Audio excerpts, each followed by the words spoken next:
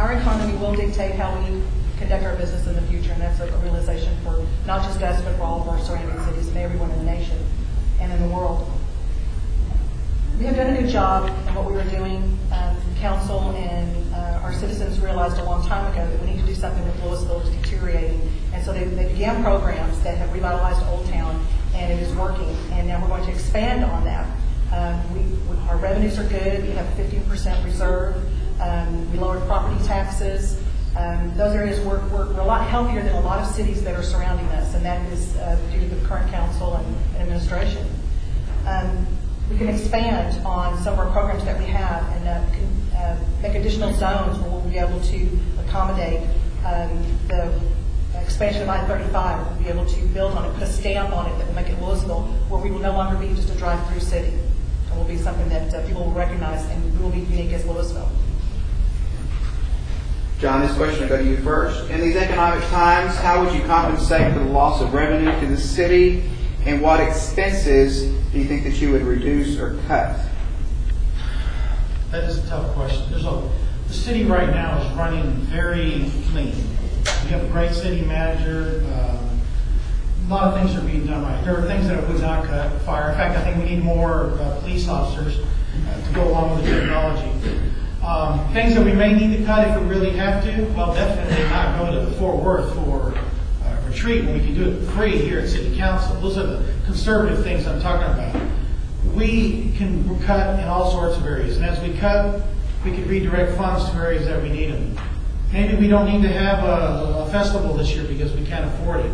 Too bad. We like it. I like to do that for the citizens, but sometimes we need to cut things out. We need to find other ways to increase revenue, and that can be through more code enforcement, programs, grants, block grants, those type of things we can apply for. My time is up here. Thank you.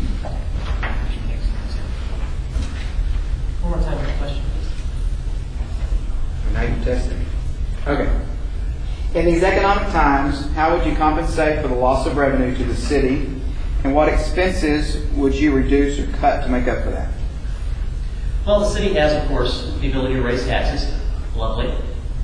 The city has the ability to reduce capital expenditures, which is going to be the quickest short-term fix. Unfortunately, that creates long-term problems. So if you shut down road repairs or slow them down, one of the things Lewisville does extremely well is stay ahead of the deterioration curve. It's something that we plan regularly for.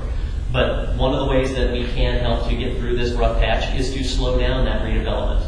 Slow down some of those things where we're spending on capital expenses.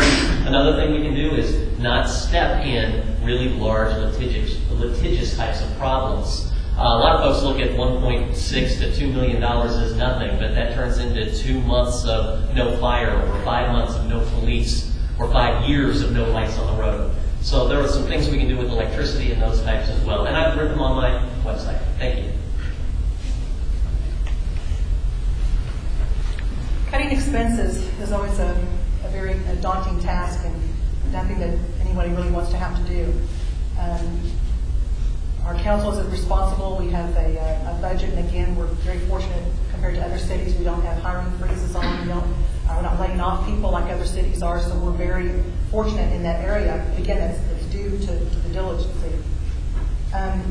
Obviously, we can't cut emergency services. We would like to have more police officers. We need more police officers. We need more firefighters. We're pretty trim in where we do.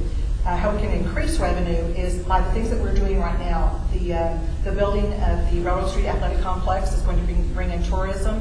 The light railway is coming through. People are going to come and visit and see Lewisville. And there's some other projects that are being made to bring in tourism, hotels, and places like that.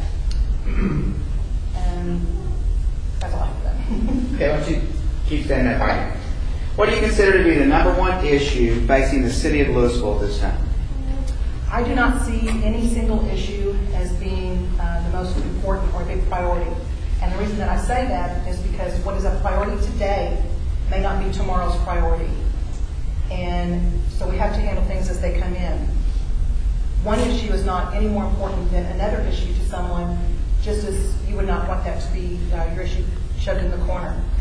A lot of people talk about illegal immigration. They talk about crime, things that are going on in that issue. But again, I don't see a number one problem. I think all issues are just as important, they have just as much relevancy, and they deserve just as much attention as everyone else's issues. Okay, John? We do have a lot of issues. There are, to me, some are more important than others. Some affect everything that we do. A lot of people tell me the first thing they do, and I'm not a one-issue guy, trust me, I try to bring up other things, but it's always about illegal immigration.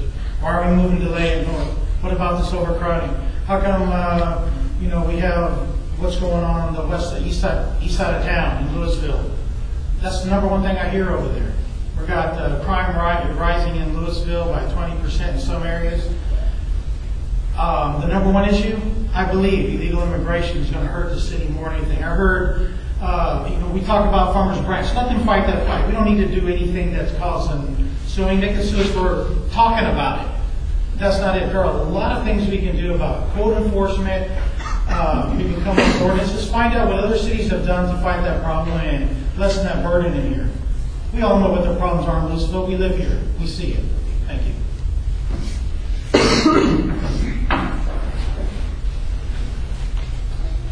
Boy, we have issues. What I've found is that we have a lot of very short-term, urgent things to deal with. Light rail, commuter rail. That's a big-time concern, development, opportunity. 35, big concern, development, opportunity.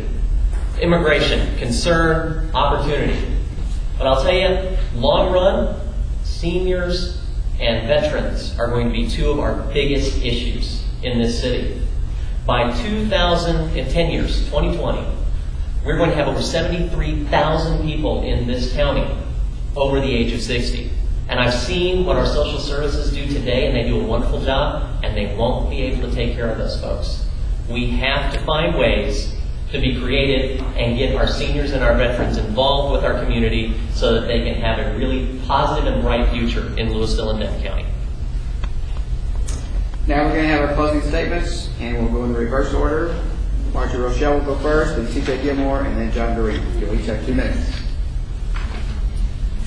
Lewisville is on the edge of important opportunities like we've discussed tonight.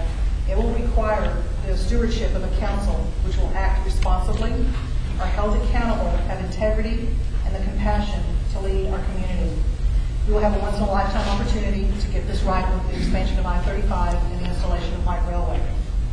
Not all cities can say that they have the same kind of home feeling that Lewisville has. Lewisville has history and it has tradition. Obviously, our economy will have that impact on how we conduct our businesses. Our property taxes were lowered this past fiscal year. We have the 4B tax fund, which was adopted in 2003. That part of that is not collected at this time. That's available to us. That's one of our resources. Our debt service for existing debt is declining, which opens up new room for additional bond elections and yet keeps our tax rate the same, and that's pretty special. I want you to know that, number one, I am not a politician. I'm a wife, a mother, a grandmother, and a citizen who loves her city. My only agenda is to represent all the citizens of Lewisville.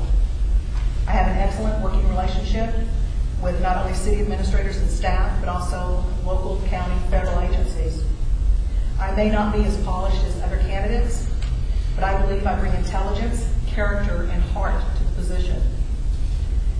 A very famous basketball coach and player, John Wooden, he once said that ability may get you to the top, but it takes character to keep you there. And I believe that is a very true statement. Would like you to please check out my website. Your concerns are my concerns. I'm available. I want to hear from you. I want to hear what people have to say. It's not enough to really get our information out for you to understand who we are and all that. So please check out my website.